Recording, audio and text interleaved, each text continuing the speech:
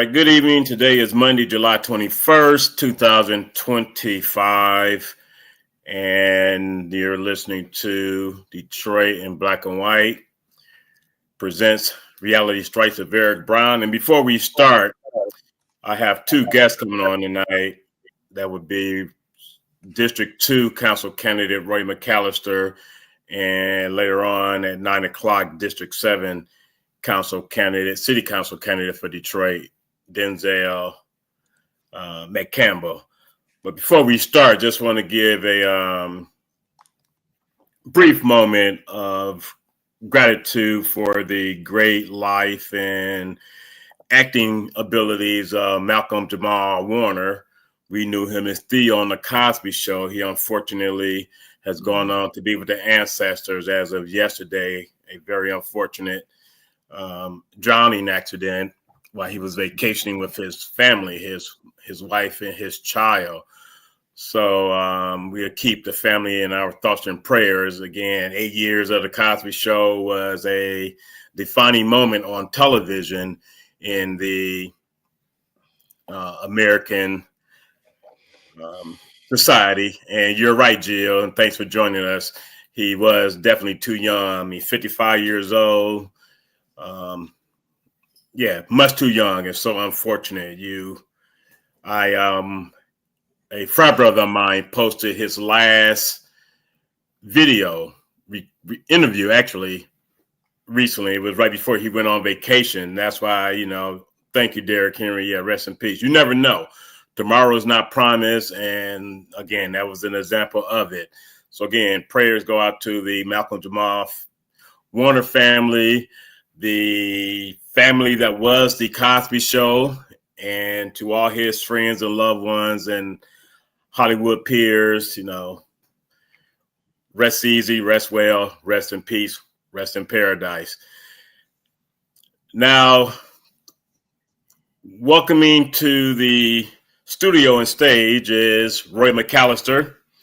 He is a candidate for City Council in District 2, City of Detroit. And full transparency, I know Mr. McAllister very well. We are fraternity brothers. I've known him for well over 20 years. So good guy.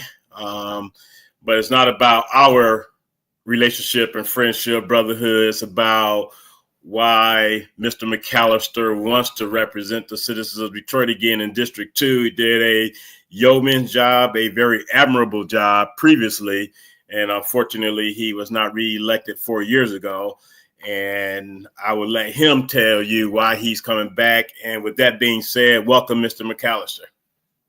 Brother Brown, thank you so very much. I appreciate it. First and foremost, I always like to give honor to God, who's ahead of our life, for giving me, you, and the listeners another day. And as you stated, condolences to the family of Brother Malcolm Jamal Warner. Again, life is so precious. And again, thank you for this opportunity. Again, I am Roy McAllister Jr., candidate for Detroit City Council and former council member for City of Detroit District 2. And one of the reasons why I'm running is, one, a lot of the voters have called me and asked me to run again. And, first I had to figure out from them as to why I was not reelected. And a lot of them stated that because you were always there for us, you were always addressing our issues, you were representing us well. A lot of them had stated that, we just thought you was going to automatically win, so we didn't vote, which is a critical point as far as our voter turnout. And that one of the things that I've been hitting and knocking on doors and telling people they have to get out and vote, not only for this year, but for next year, which is both years is going to be very important. But the fact of the matter is, there was, because of COVID 20 and 21, a lot of the city was closed down there, Brother Eric. And therefore, the impact that I made 18 and 19, I wanted to continue in 2021, but was not able to because of a lot of things was closed down due to COVID. So therefore, I want to get back in. I've always been about service, and my career brings that in. And, when the Urban League came here, I had the opportunity to visit a number of the council people, Irma Henderson, Marianne Mahaffey, people who really cared about the city of Detroit. And I was head of Urban Lead, and I stated that when I retired from the Detroit Police Department, I wanted to end my career on city council helping people. So that's mainly some of the reasons why I want to return. And you bring up a very important point, candidate McAllister, because people take for granted those that they have elected previously. And many thought that you were a shoo-in. That's why they didn't come out and vote. But at the end of the day, the only way you can ensure that someone is a shoo-in is to go vote for the person that you want to be your representative. So that's a good message you're putting out there. The endorsement from the Detroit News, and we'll talk about that in a minute, speaks volumes on how they felt, how you were as a candidate previously, and they endorse you wholeheartedly based on the fact of not just your reputation when you were a former council person, but you also have a very stellar reputation representing this country in the armed services, in addition to a former high-ranking member of the Detroit Police Department. So that discipline that you possess is undoubtedly a reason why you were elected previously. Thank you for that, brother. Yes, sir. I did receive the Detroit News, the Detroit Free Press, and Ask Me endorsements. So I'm really appreciative, and I thank them for remembering and considering what I did when I was in council. So yes, sir, we want to move forward, but again, people have to get out and vote.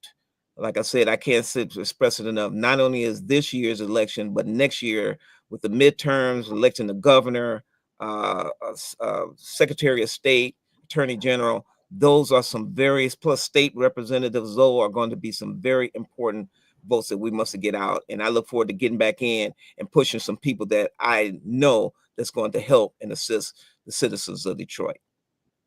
Let me give a shout out to some of our viewers, and if they chime in with any questions, I will relay them to you, Brother McAllister. Jill Sheridan, who's a regular, Derek Henry, as well as Aronde Stokes, they're regular to the Detroit in Black and White channel. So welcome them this evening. And I'm only basing these viewers on YouTube. There are others on Facebook, and I can't see that because I'm not on the Facebook channel at the present time. I'll switch over to my phone in a minute to see the Facebook viewers. But with regards to your campaign, what are some of the important points? I know me and you, we've talked about education, well over the last, 6 to 8 years, and the crisis that beholds itself in the city of Detroit. A little bit over a month, the MyStep scores will be coming out. And at this point, it's enough with the finger pointing, blaming, the boots on the ground. I think that's a lyric in the Pop the Fan record, boots on the ground, and people just have to step up, because we can't keep saying and blaming COVID, because statistics show that things were just as bad pre-COVID. So, and people fail to realize a lot of what education does in society negatively or positively affect so many other social ills. I mean, crime, healthcare, unemployment, so many things, healthcare. So what are some of your main agenda items as it relates to what you want to see done once you're elected and start serving again on January 1st, 2026? Well, Brother Eric, one of the things that surrounded each one of those issues is mental health. I'm very big on mental health because, as you well know, we've had so many crises since COVID, and like you said, prior to. But mental health is something that I say is not just a crisis, an illness, or disability that a person have. Mental health is life. Everything could be going well for you. Something can change and cause. You have a death in the family, financial, health issues, something that's going on in your particular family that can cause that. Something at work. A lot of folks is, getting into going back to the brick and mortar structure as opposed to working at home. But you also have to look at this as also as far as the education piece. Is going to also deal with our poverty and the things that we're having, looking at the blight situations within our city, the safety situations within our city. All this is surrounding. We have so many young people that are homeless. We have so many young people that are not eating. We can have all the programs there is, but one of the things that I want to look back is go back to their homes, or go back to their environment, see what's going on with that environment. Because at the program, yeah, they're okay. At schools, yeah, they're okay. But then once they leave there, then what's happening back at home? So we also have to address those issues. We have to address the household members, make sure that they're okay. Because again, going back to work, now we're talking about transportation, childcare, a lot of these issues that needs to be addressed. The infrastructure, I'm really pushing for economic growth. That the opera funds is going to be dried up. We have a president that's not considering bringing funds to us. So we have to start working with these corporate people and do this partnership, working with philanthropists to make sure that, we are building and continue to bring things back to the communities, not downtown, but back to the communities. So there's a number of things that we are going to be challenging. And also, we're looking at, after a 12-year stench with the current mayor, it's going to be a whole new. So we have to have people in there, which I look forward to bringing my experience and my knowledge to these new directors that's going to be in here, making sure, to the new mayor that's going to be there, making sure that they continue to take care of the people and that they are successful. So brother Eric, and there's just a number of issues that I'm looking here to address. And interesting enough, we talk about the issue of making promises either being upheld or promises not being held at all. In 2013, 12 years ago, the three promises that were made by the current mayor, and these are words out of his own mouth. One, improve education. That has not been successful. Decrease crime. Depends on who you talk to. That may or may not have been successful. And repopulate the city. Personally, for me, I would say it has not been successful, because if you only repopulate the city by an amount of less than 2,000, is that really repopulating the city? And those are the three promises he made. So in over 12 years, an increase of only 1,800, I think 97 people. No one, and that's one of the things that people are not talking about on the campaign trail. The current 10 people running for mayor, the 22 plus I think 3 or 4 people running for people running as write-in candidates. So it's about 25 people, and no one is really talking about his record other than mentioning downtown, midtown, and some other parts of the city. You set benchmarks. So how would you, if that was you that made that statement, how would you expect the people to feel? Because that might be the reason why 4 years ago, less than 15% of the people came out to vote in the primary, less than 20% came to vote in the general election. That, because the top of the ticket is what drives the turnout as well. Do you think those three factors may have played a role in why turnout was so low, or was it the opponents that resulted in the turnout so low? It's the interest of the people. I'm gonna say it like that, because the people have to be interested in making sure. Because you have to look at this mayor, although he said and made and did not really commit on the promises. This man had 12 years as the mayor of City of Detroit. So right. Why is that? Because one of the things that I used to do is what the news said is I pushed back on some of the issues and things that he was trying to do. And so therefore, my objective was when I campaigned in 2017, I told people that I was going to make sure that we bring back infrastructure and development in our communities. I did that. Make sure that we did we could dismiss with the foreclosure of housing. I work with Air Supreme, with working with programs for that. We have to look at the education piece. One of the things that I really faltered is the fact that a number of the recreation centers have been closed. And so therefore, where do not only our youth go as opposed to being out in the streets, but also where do our seniors go? Because those programs, there are things out there for them at rec centers. And so we have to look at a lot of things that's going on downtown, but what are these things that's going back in our communities, in our districts? And let me have another thing. And I've talked to you about this, and I want to say it again. They're talking about tearing down part of the Renaissance Center, asking the citizens of Detroit who have nothing to do with it, the city that has nothing to do with it, for $250 million. It's going to happen. So my thing is, I want to be at the negotiation table and say, okay, these incentives, these tax breaks, whatever you're getting, I don't want them going downtown. I want them coming back to our communities. I want them coming back to our neighborhoods. I want them coming back to our libraries, our schools. One of the things that I also did when Amazon came, a lot of people say, I did not know about it, but once I did find out about it, their fulfillment center, I talked to them about bringing their fulfillment. That's where the money comes in. Once I got it there, now my next term, what I wanted to do was, again, because a lot of things are closed down 20 and 21, was to say, okay, now that you're here, let's start developing the houses around this area. Let's start making people going from renters to homeowners. So let's start making it so that they can walk to work right across. And so these are the things that we have to look at. But going back to your point, again, a lot of things has been looked at because of what has been up and downtown, but we have to look at what is going to be built up in our communities and our neighborhoods. And so again, we got to get the philanthropists in there, the corporate sponsors and partnerships with that. So yes, a lot of things, people have to get involved and do their research, because if you didn't do what you were supposed to do and people was really involved, he wouldn't have been there for 12 years. So that's right. Another thing that we have to look at.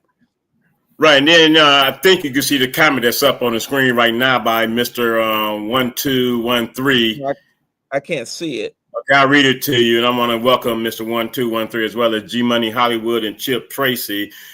Thanks for joining me this evening. Mr. 1213 states, I think that city council should go back to being at large instead of districts. What's your opinion on that?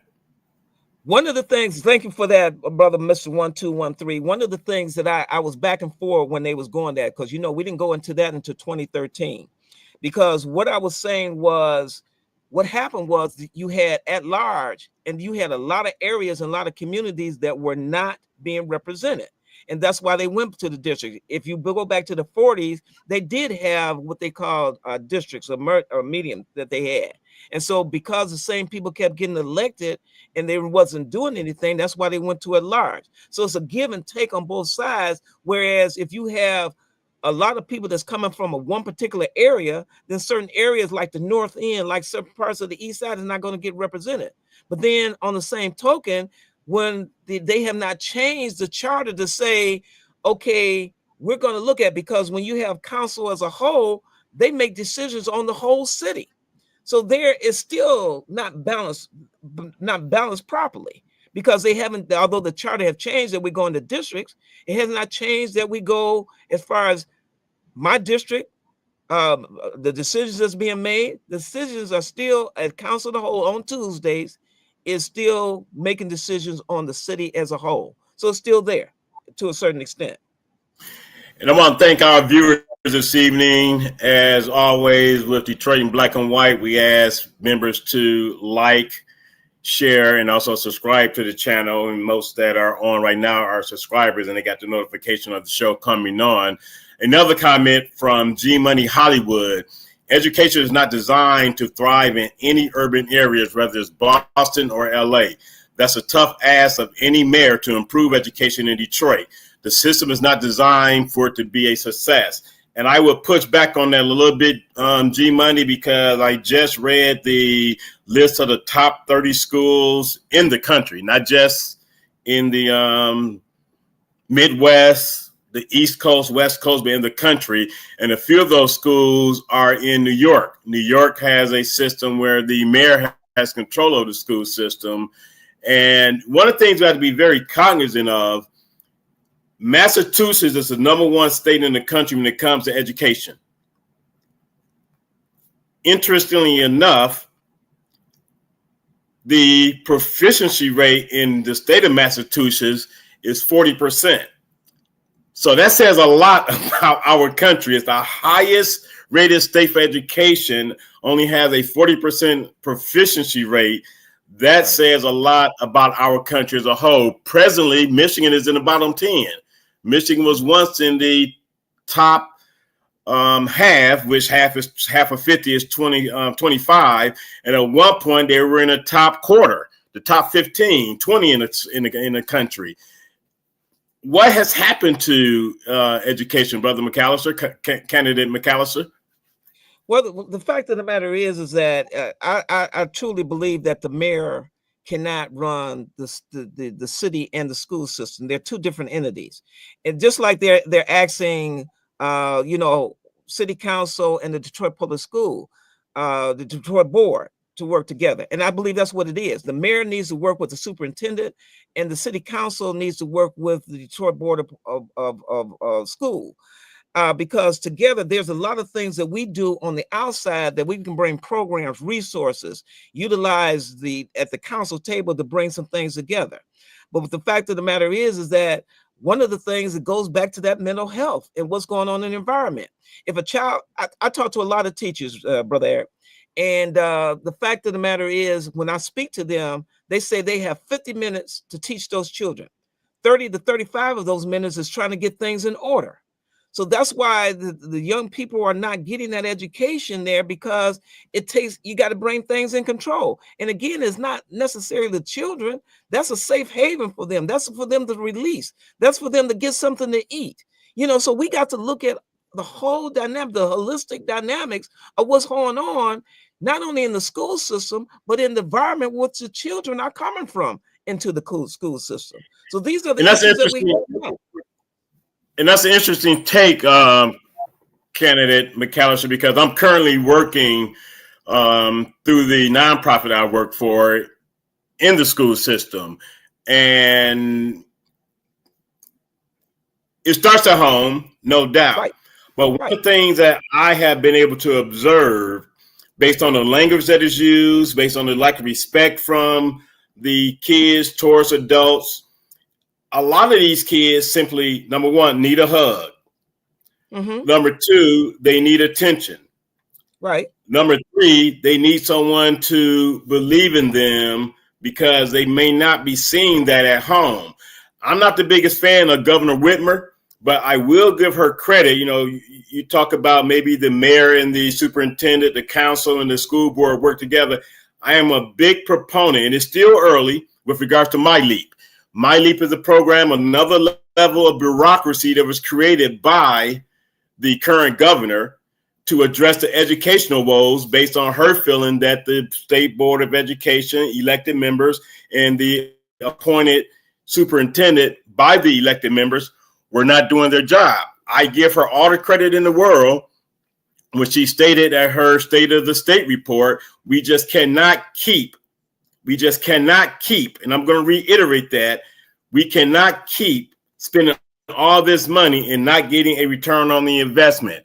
What My Leap is doing is My Leap is creating a cradle to the grave educational system that is an oversight that also involves the adults, the parents, and the mental health aspect that you so eloquently speak about often. We have to do something to have some type of oversight. I suggested, matter of fact, she must have been able to read my mind, because that's something I've been suggesting for a while.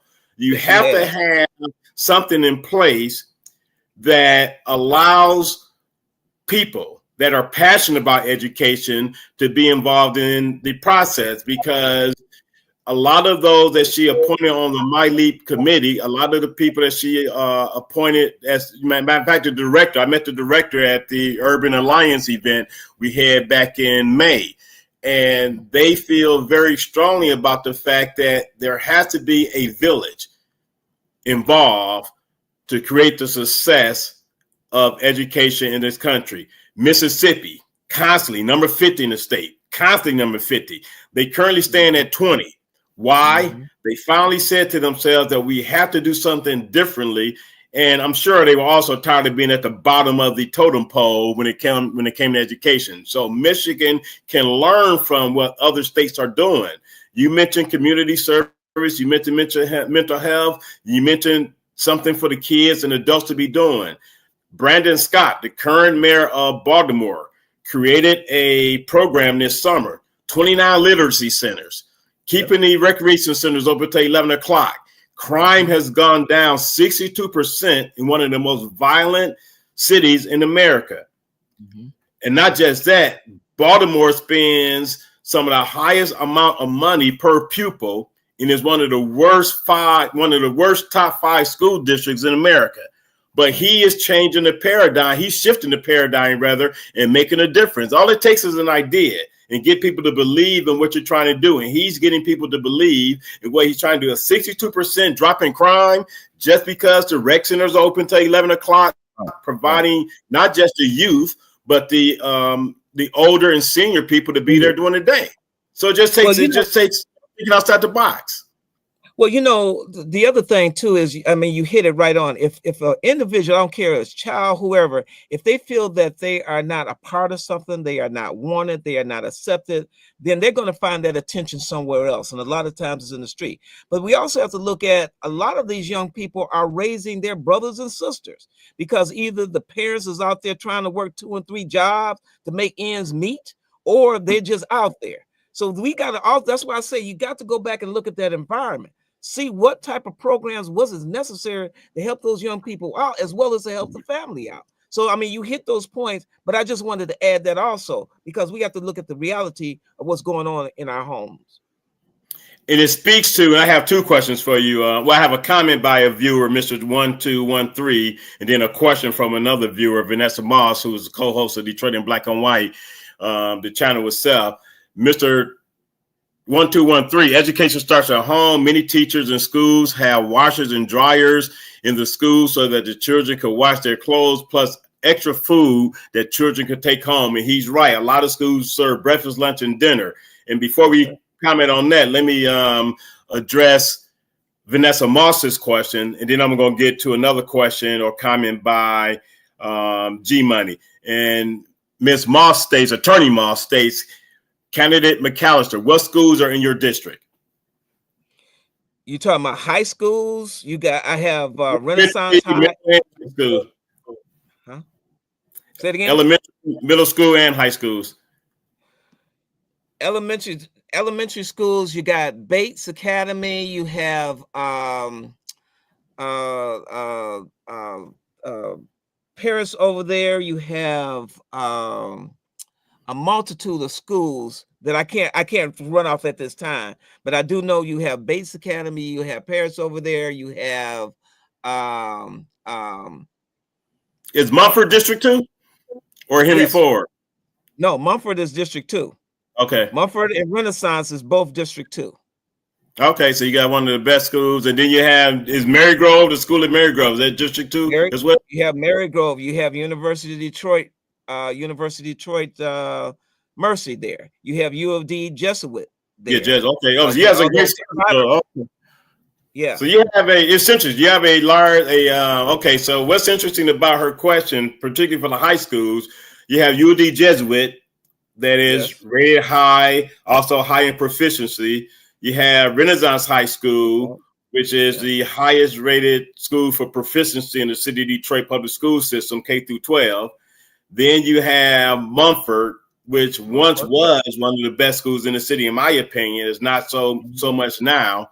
Bates Academy is always going to be Bates Academy, a great debate team and all that. So you have some very good schools in your district, public, well, UOD, Jesuit, private, Catholic, whatever you want to call it. So you have some great schools. So that's good. And you also have, you have Randolph Training School, because not everybody, is college bound. So you got the certification schools that is there. I used to have District 2 used to have Focus Hope, but now it's getting ready to move over to District 5. So, I mean, there's a number of areas over there to work with and, make sure and ensure that our youth are getting that good education. But I'm going to say this. Let me say this.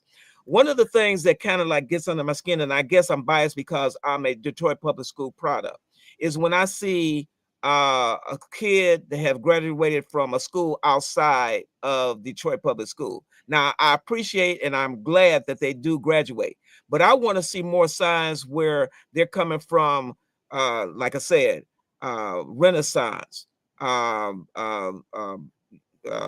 Mumford. I want to see signs like that they show young people have graduated from them schools, as opposed to going outside. So I just wanted to bring that comment in to Miss All right. Moss With that also. being said, give us your closing comments because we're at 9:00, top of the hour, and I do have candidate Right. Denzel Campbell in the waiting room. So give the viewers, listeners, your closing comments, and then some of the other comments is similar to asking the next candidate as well. So yeah, just give us your closing comments. So, first of all, I always like to get in touch with people and I like to engage with people. So if you can contact me at www.mcallisterd2.com, www.mcallisterd2.com. I also like to give out my personal number, which is area code 313-434-4806, 434-4806. And it's always been about service. A lot of people, again, have asked me to come back. And, some of my friends said, man, you crazy for going back there. But it's because I care about and I have a passion for doing things for people. So I just want to be able to go out there. And you also have to have that vision, because there's a lot of things that's going to be changing.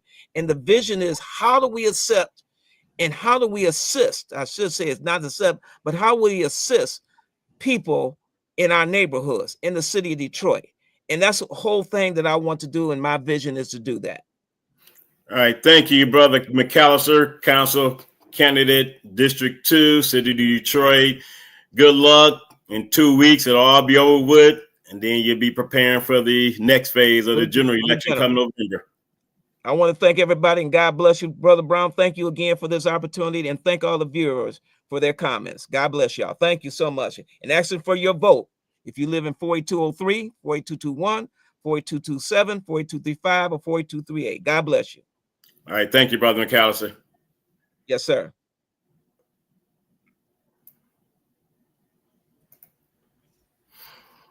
Okay, next we have this evening is Denzel McCampbell. Denzel is a candidate for Detroit City Council in District 7. And since you're new to this game, Mr. McCampbell, I'm going to have you introduce yourself, tell the people why you are running, and then once you get done with that, some of the leftover questions from the first interview would be something you can answer as well. So I will put the questions up on the screen. I'm not sure if you're watching on YouTube or Facebook as well while you're doing the interview, but in case you're not, I will put the questions up. So again, welcome. Thank you for your time. Appreciate you at the forum this past Saturday. You did a great job. So now introduce yourself to the viewers and let them know why you want to be a member of the Detroit City Council. Yes, sir. Thank you, Brother Brown. And good evening, everyone. Thank you for having me on.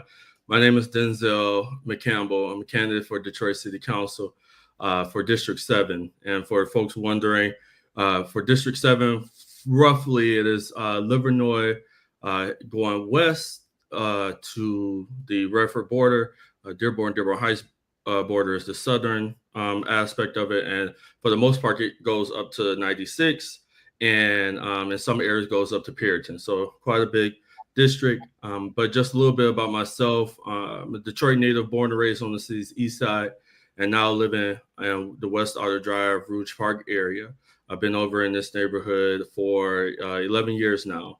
I'm a Michigan State graduate, and I got started really working around voting rights and election protection. Folks may remember when we had to have a reason for absentee voting. that we had a deadline for voter registration, that we didn't have early voting, and really had some barriers to accessing the ballot box. So I was a part of a group to push for those changes in the early stages of now what we know as the Promote to Vote ballot initiative.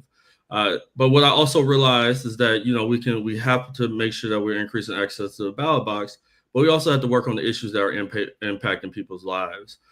So I've been working around water affordability, environmental justice, equitable development in our neighborhoods, paid leave, minimum wage increases.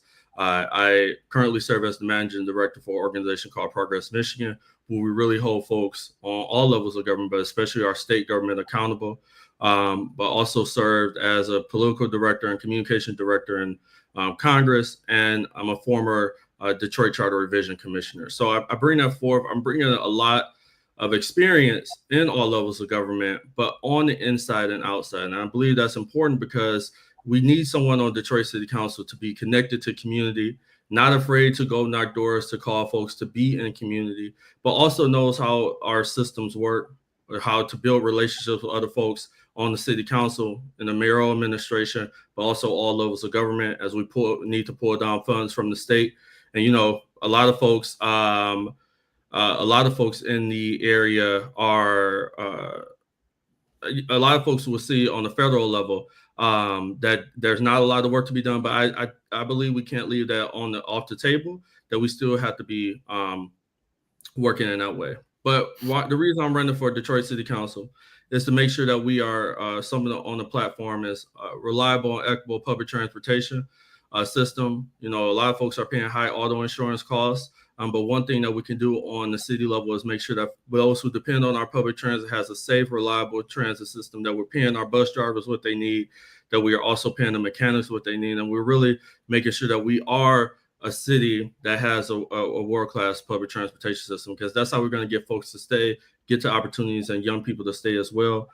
Pushing for truly affordable housing, accessible housing, protecting homeowners and protecting renters as well from predatory investors and folks that are really just trying to speculate on our homes and land, and also increasing mental health funding when it comes to our city and our residents, violence prevention programs, and more things for our young people to do in the city as well. And again, as I mentioned, I have a strong background in environmental justice, so really pushing for access to clean drinking water, clean air, and clean soil.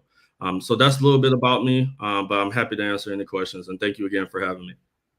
Oh, no problem. And speaking of getting people to stay, one of the hottest issues on the campaign trail is the topic of education.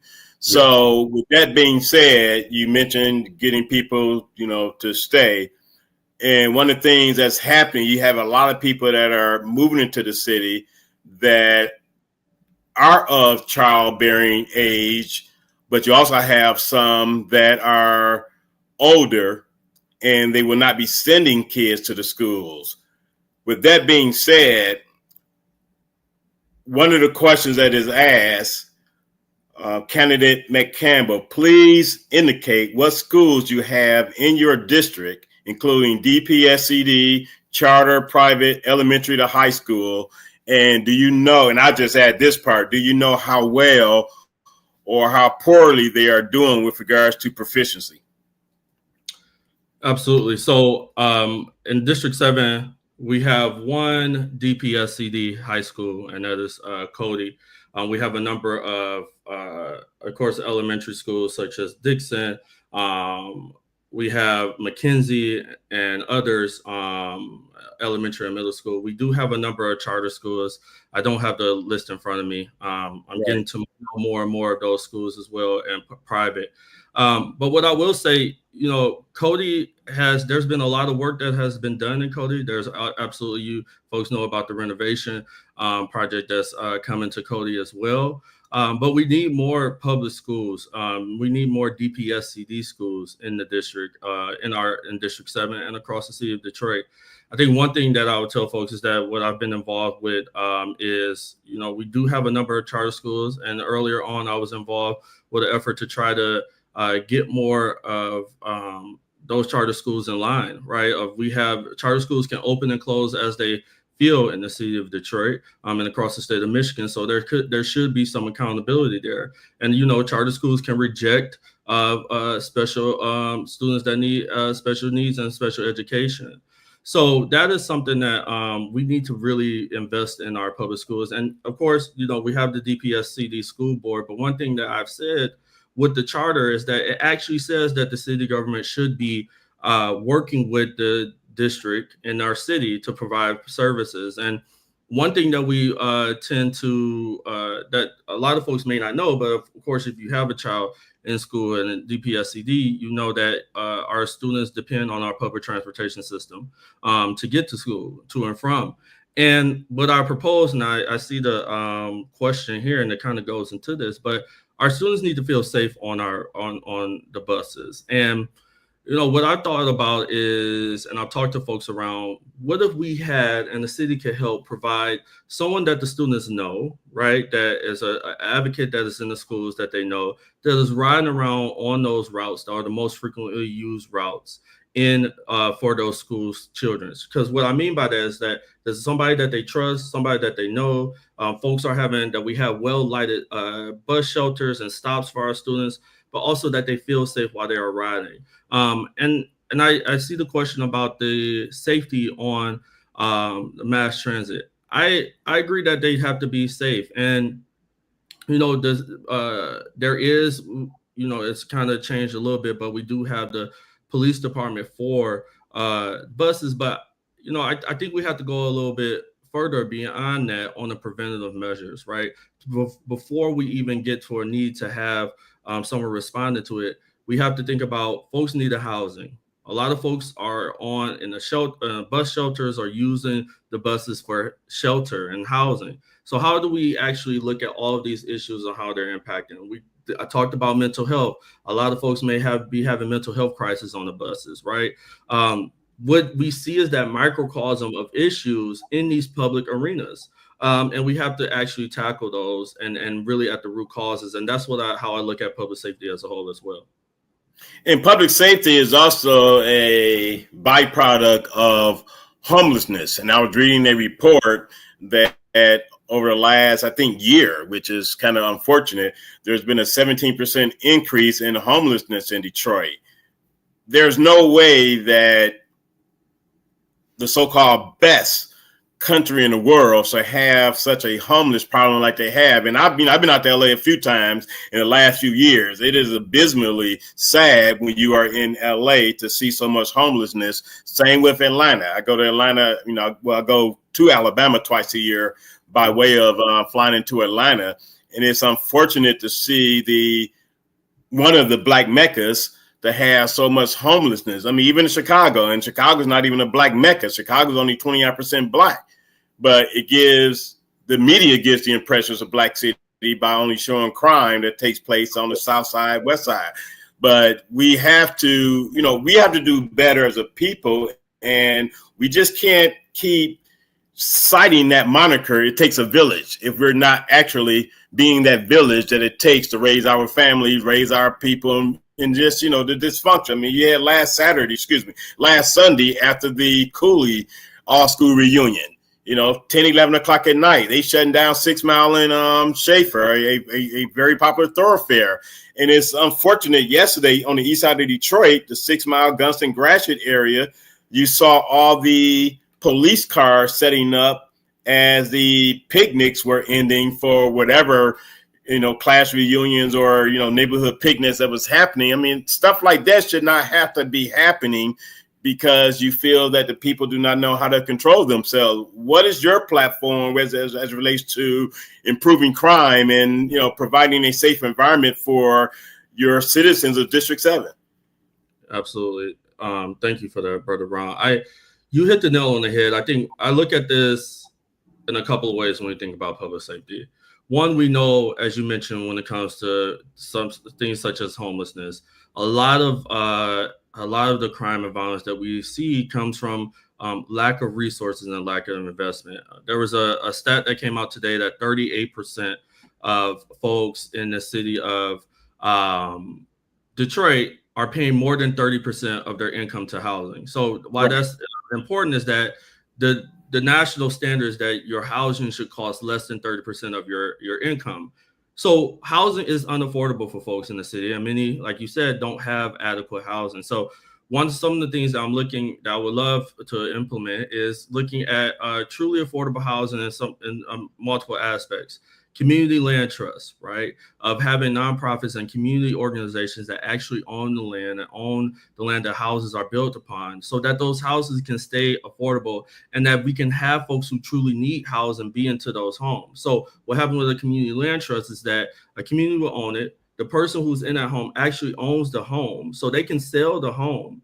But is that they can make a profit, but it's not a balloon profit in a way that will price out people. But in exchange for that, they have a lower mortgage and cost for that. Home ownership insurance is covered there, and is actually attainable for folks. But we have to be thinking about those innovative solutions when it comes to housing as well. Down payment, increase the down payment assistance, right? Getting folks into programs, and increasing the availability for small dollar mortgages, right? And also in repairing the housing stock that we have in the city, in the land bank's hand, actually repairing and getting people into that. The last thing I'll say on that is connecting as well. We have to look at housing, and we have to look at skilled trades.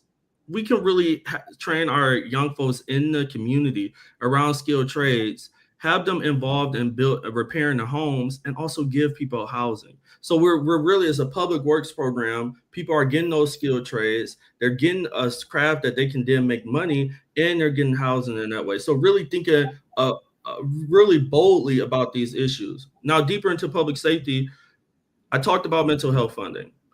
We also need to have mental health crisis response units of health professionals. And I know they're doing this somewhat. They have a unit right now that they have with DPD, but we have to expand that out and have it within the health department of people actually responding to the mental health crisis, because that is a lot of what our crime and violence is leading to too, and the trauma that our folks have, how we're taking care of that.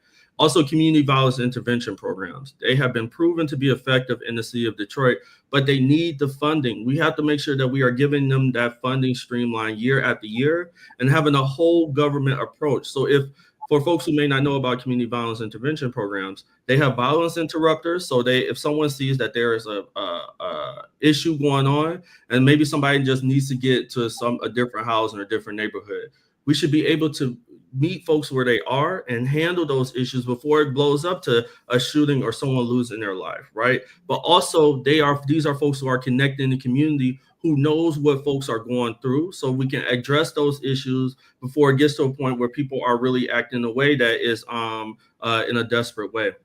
The other thing I'll talk about, sorry, go ahead. I'll let you finish, and I'll let you finish. Okay. The other thing I'll talk about is this recent aspect when we think about young people. We have to have more, and you talked about this, if it takes a village. We have to have more things for our young people to do. You think about what the things that folks have had growing up, and even in the Free Press, they quoted a young person.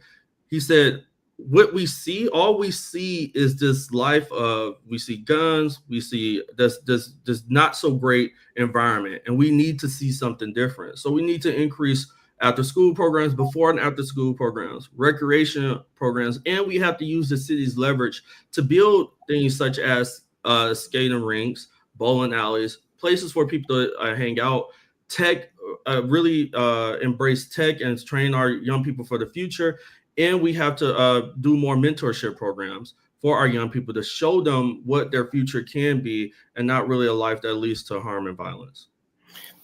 With that being said, Mr. McCampbell, how do you feel? What do you think is going to take to shift the mindset? Because at the end of the day, and you may have been in college when this happened years ago. You had the philanthropic, the corporate community, well, not corporate, the business community, and other nonprofits pool their resources to fix and/or provide new police vehicles, new EMS vehicles, new fire trucks. That's safety. But under the same token, there's this deafening silence when it comes to the educational aspect. Education, or lack thereof, drives all the other social negative ills.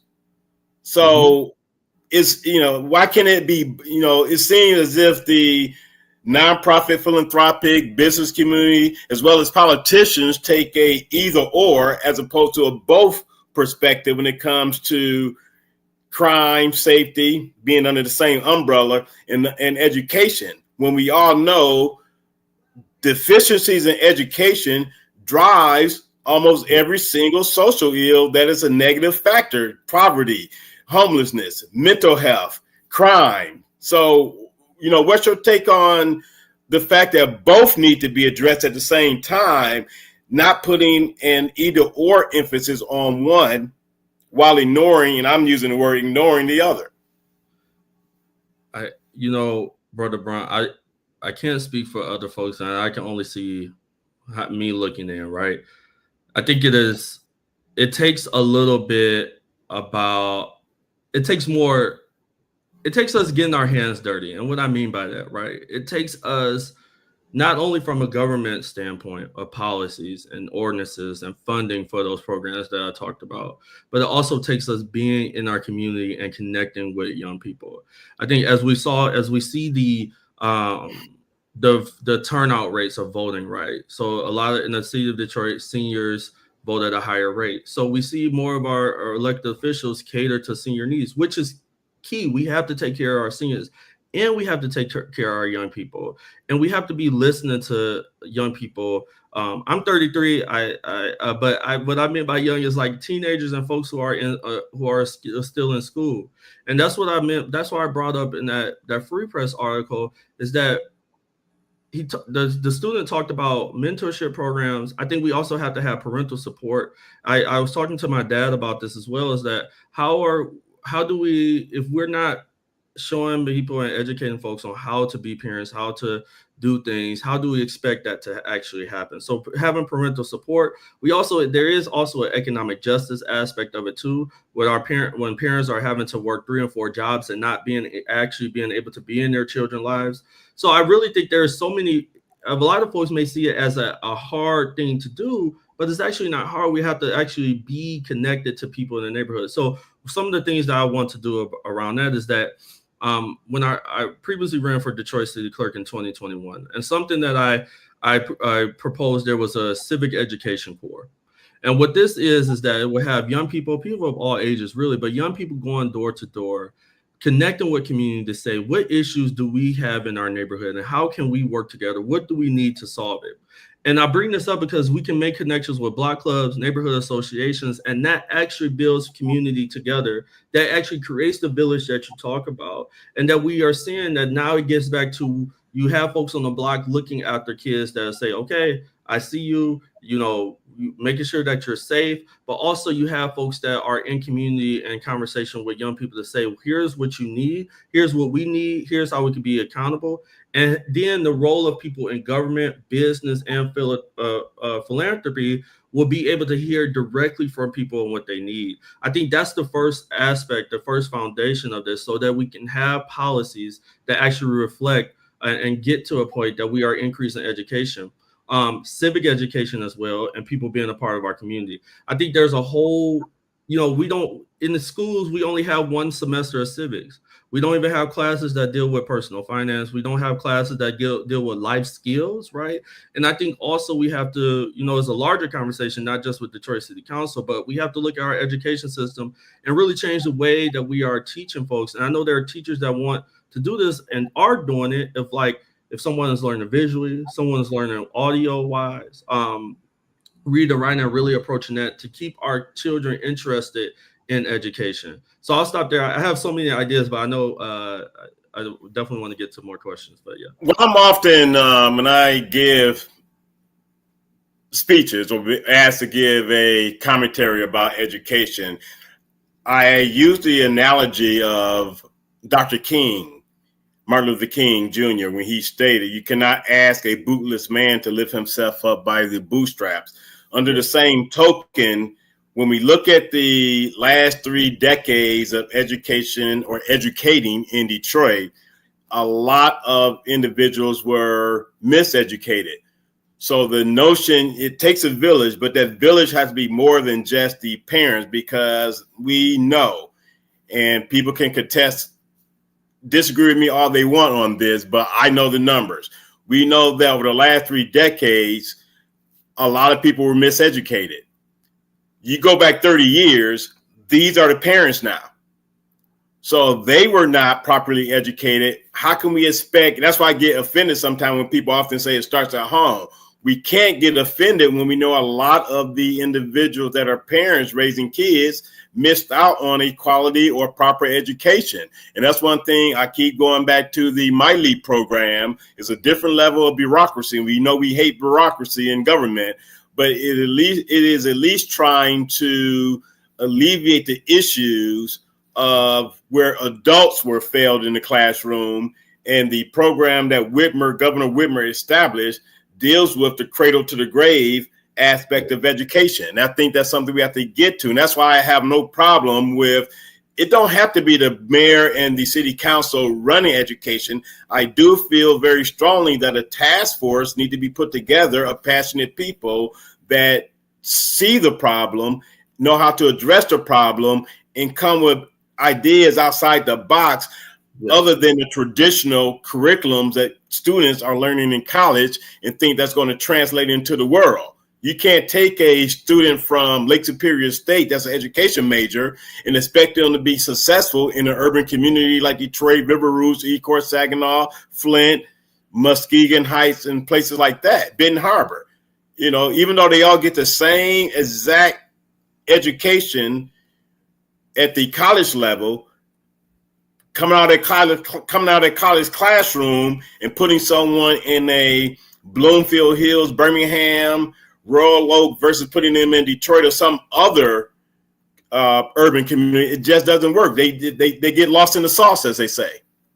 Yeah, you know, you're absolutely right. And I what I bring up to folks is that, you know, and I agree with you that we all have a stake in it. And of course, you know, our educators are, when a student walks into the door, into the classroom, it's not that they magically lose all of the issues that they're going through when it comes to not having clean clothes. Maybe they don't have clean clothes at home. They don't have adequate housing at home. They're not enough food at home. Like, those are the things that our students and our children are faced with. And then they're having to go into a classroom and expected to sit there and learn for hours and not even have those basic needs addressed. So I do believe there has to be, I agree with you, there has to be everyone working together to address each and every point of the education aspect. And that's also, I'll say, we have to look at on the state level with funding, right? It's like we have to have equitable funding of our education system. And I know folks are thinking about how we are increasing that revenue. And currently right now, right, in Lansing, they haven't even pushed forth a school aid bill or budget. Well, they haven't balanced the budget yet. So that's part of the school aid bill, aid bill. But I'm going to put back on the funding just for the simple fact of, I use Baltimore, for example. Baltimore spends one of the highest amount of per pupil monies every year. Mm-hmm. The return on the investment every year, Baltimore ends up in the bottom 5 consistently with regards to proficiency rate of their students. So money is part of the problem, but not the only problem. And even Governor Whitmer said in her State of the State speech this year that we just cannot keep investing in increasing the per pupil amount. We're not getting the return on the investment with regards to outcomes and proficiency. And we see that, I mean, again, Michigan is ranked number, I think, 44th now, 44 or 46. And that's, you know, Mississippi went from 50 to 20. So it can be done. And I don't think Mississippi spending $10, $12, $13, $15,000 per pupil. But no, I agree with you. But what I mean by that is, like, what we've seen is, like, we've seen recently targeted funding, right? So funding to go to school meals, morning, like breakfast and lunch, right? That gets to come into school hungry, right? They're proposing money for mental health services in school. So that's what I mean in that funding of, like, looking at those issues. And I also would say, as we bring up Baltimore, what we have seen some good things out of Baltimore recently is that the mayor, and this goes to your point about everybody being at the table is like they push more. And I see the comment here about recreation. They've invested in more recreations. They've invested in more of those leadership mentorship programs. They're actually invested in our students outside of the classroom, and that's what we actually have to have. Yes. And not just that, they created over the summer 29 literacy programs. And since the end of May, Memorial Day to now, crime is down 62%. Rec centers open till 11 o'clock at night. So it's providing an outlet for, we don't have much time because I was going to ask Sonia, who made that comment, to elaborate a little bit more as it relates to the schools being robbed, because that's a whole nother conversation with regards to who exactly robbed the schools. So I don't think that's a conversation a lot of people don't want to talk about and be truthful and honest about, because it wasn't just, it wasn't just a singular person. It was a collaborative effort of both Black, white, green, and purple people. So with that being said, Mr. McCampbell, give the viewers, listeners, information on how they can get in touch with you, particularly those that live in District 7, and your final comments before we close for the evening. Absolutely. Thank you so much again for having me on. And thanks to all the viewers and folks who have sent in comments and questions. Again, my name is Denzel McCampbell, running for Detroit City Council in District 7, asking for folks vote on or before Tuesday, August 5th in the primary. You can visit my website, www.denzel4detroit.com. That's all spelled out. And my cell number is 313-550-4884. You can give me a call. Happy to discuss with any folks. But again, Denzel McCampbell, candidate for Detroit City Council, District 7. And I want to thank all the viewers, listeners tonight, Chip Tracy, G Money Hollywood, Mr. 1213, Vanessa Moss, who's a co-host of the Detroit in Black and White program. I did want to, before we go, I'm not sure if you see the current comment on the screen, and before we go, give about 30 seconds to elaborate on this comment. If you don't see it, there's a root cause to the continuing poverty in Detroit and other cities that people are afraid to discuss. I would agree 100% with that. I'm not sure what your feeling is, but I do think that, well, put it this way. I am a firm believer that people get rich off of poverty and so many other social ills. Yeah, I think there are a lot. I think there are a lot of folks that are trying to keep a job off of poverty, right? There are a lot of folks that are trying to keep elected positions. There are a lot of folks that are trying to keep positions of power, but based off of poverty, and that's why we continue to be in this cycle as well of folks not being willing to be innovative and have bold ideas to try something new, right? You do the same thing over and over again. That's the definition of insanity, and that's really what. Right. And that's why I'm running for Detroit City Council, to really think about, let's try something different. Let's get folks out. I think, as somebody who has worked in the nonprofit space, as in nonprofits, that should be working to get out of a job, because we're trying to solve an issue. And that's what I believe for in the elected position as well. I shouldn't be running again in 4 years on the same issues. There should be progress made. And that's what we need to see more and more in our elected positions. Yeah, so I want to thank you, Mr. McCampbell. Good luck to you on August the 5th. You got quite a few endorsements. So, obviously those that are handling these endorsement interviews feel good about you. People vote, not endorsements, but still you have something to tell the people that this is who endorsed me and this is why they endorsed me, because the comments that I've seen with regards to the endorsements of you are very positive. So that's a good sign. So I want to thank you for joining me this evening. Good luck on August 5th, leading into November. Good luck in November. And, appreciate you for taking time out of your busy schedule this past Saturday and again today for joining me. Thank you. Thank you again for having me. And I know we're wrapping up. I would just say on those endorsements is because I'm grateful to have them, but it's because I put in the work alongside workers, community groups, and folks see that. So hoping that I have an opportunity to continue that work on Detroit City Council. Thank you so much. All right. And good luck to you. Thank you. All right, to all the viewers, I want to thank you for joining me this evening. It is, the end of the show. Mr. 1213, Chip Tracy, G Money Hollywood, Sandra, Vanessa Moss, Sonia, not Sandra. Sonia Dantzler, Jill Sheridan, who's a regular. And I'm reading all that's on YouTube. I don't have access to the Facebook screen at the same time. I see there are some numbers on Facebook as well, but I cannot see those comments. I thank all of you for joining me this evening. Next week, I will have mayoral candidate Santil Jenkins at 8:30, followed by Attorney Todd Perkins at 9 o'clock. Next week, July 28th. Again, thanks for joining me this evening. Prayers to Malcolm Jamal Warner. Many of us know him as Theo from The Cosby Show, a life gone well, much, much too young. And he's now with his Lord and Savior, our ancestors. And, we just got to be very cognizant of the fact that tomorrows are not promised. Live today to the fullest and enjoy every day that he grants you to wake up, to be blessed, to see another day. Thank you all for joining me this evening.